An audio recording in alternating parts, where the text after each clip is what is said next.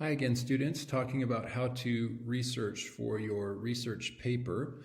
Um, this video is going to go back to Google Scholar. You might remember using Wikipedia, we followed a link of different references, and then we found another link in the references of that article and ended up at this article right here. Now, unfortunately, this article is locked. We can only read the abstract, which is like a summary.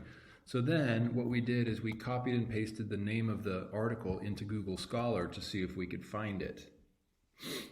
And we did find the article in Google Scholar, but not a free version. Over here on the right side, you'll see this word PDF and the name of the website if you can get a free version. I just want to show you that sometimes in Google Scholar, if you try a little bit harder, you can find a free version.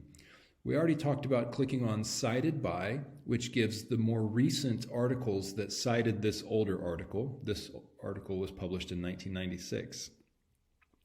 But you'll also notice there's this Related Articles button here, or link.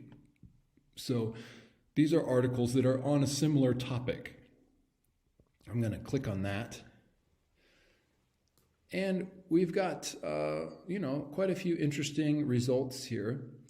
If you'll notice this one here, it's from the World Bank, and it says European Migration Push and Pull, which is the same title as the one that we were looking for to begin with. And I have a suspicion that this is the same as that. Sometimes Google just doesn't know that it's the same article. So if I click on it, let's see what the World Bank gives us. And look at that. It is the article we're looking for. It's by the same author, Zimmerman there. And so we have discovered the article we were looking for just by doing a little bit of searching. Now, once again, remember what we do with academic articles like this. We read the abstract, which is right here. We read the introduction, which is the first section. And then we read the conclusion, which is the last section. I would also recommend reading the headings, and that will give you a sense of what this article is about.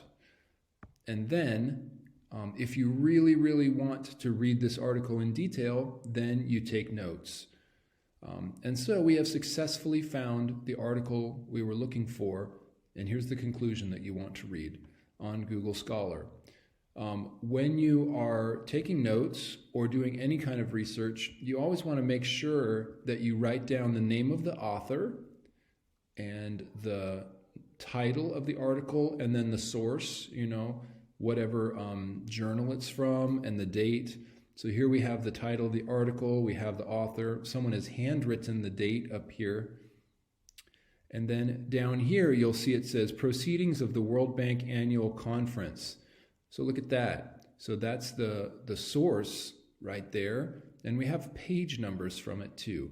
All of this needs to be written down because when you create your own reference list, in APA style, you will need all of this information. You'll need the page numbers, the date, the author, the name of the publication, and the title of the article, all of that. Okay, we will pause there.